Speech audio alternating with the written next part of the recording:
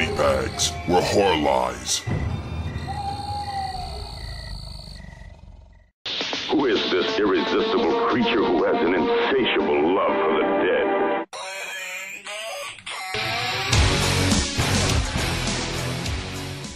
Hey guys, happy Thursday, this is your Fright Chick speaking.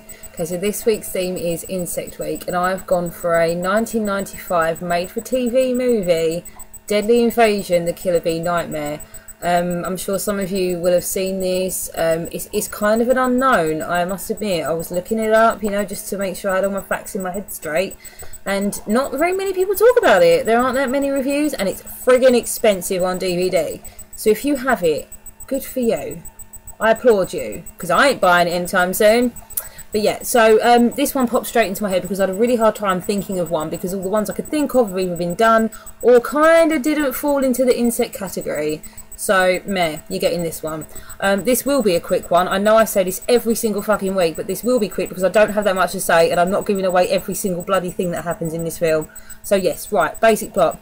We are in the US, of course, and the Ingram family, husband and wife and their 3 children, have moved to the small idyllic countryside town of Blossom Meadows, or I should say village maybe. Nah, I don't know, countryside village, same thing.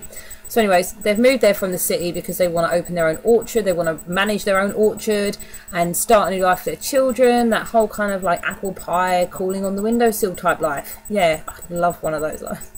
So anyways, they've moved there, we're following their day-to-day activities, you know, they're fitting in, they're doing this, doing that, making friends, whatnot. Ryan Philippe is also in this film, okay, he plays kind of like the bad boy of the town, you know, up his own arse, fucking blah blah blah, thinks he's all that. And I'm pretty sure he befriends one of the sons, and you know, we spot them going around doing their thing on their motorbike and whatnot.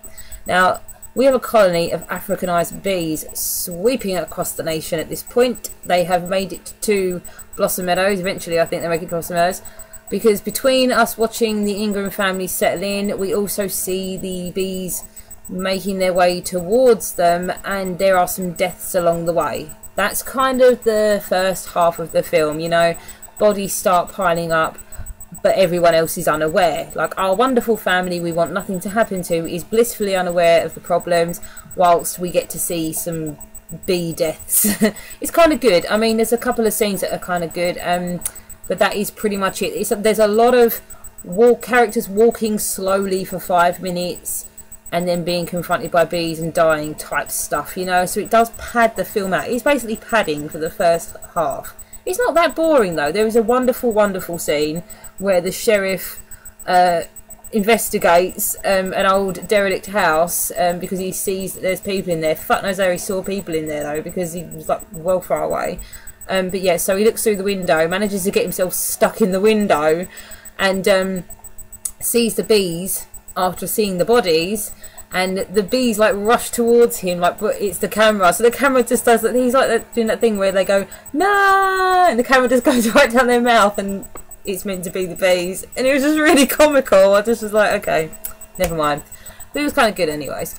So eventually the bees colony makes it to Blossom Meadows and makes it to the orchard that the Ingram family own, and therefore their house.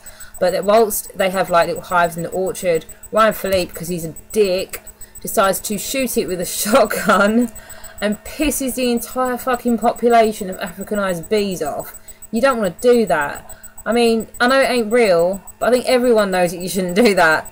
So anyways, they jump on their motorbike and they go riding off because the bees are following them home, and kind of epic-ish. So yeah, he realises what he's done and they follow him back to the house pretty much. There is a side character as well, who's a bee expert. He has his own little bee colonies going on. I'm not sure what you call it. But yeah, so he kind of provides information in the film. You know, when the bee population becomes known to the town, they're like, what do? We have all these fucking killer bees going around. He kind of knows about them and can tell them, you know, blah blah blah. We need that guy. He's that guy in the film. We need one of those in every film. So anyways, the rest of the film is basically the Ingram family trapped in their own house whilst the bees are swarming it and trying to get in to kill them. That is what it is. So that's where the horror kind of element comes in, because obviously you're like, oh my god, don't let him get killed in the next scene, and They have a plan. Will it work? Will it not work? The daughter is actually allergic to bee stings. Coincidence. So if she gets stung, she's going to die, basically. So you've got that little plot point to watch. And there is a moment where I can't remember. It's the dad, Mr. Ingram. I do not remember his real name, but he was the guy, the lead guy in Airplane. I can't remember his real name though. He kind of like bee-proofs himself. He doesn't have a beekeeper suit, but he like puts all these clothes on and stuff, and tries to get outside to the car so that, you know, he can get his family away.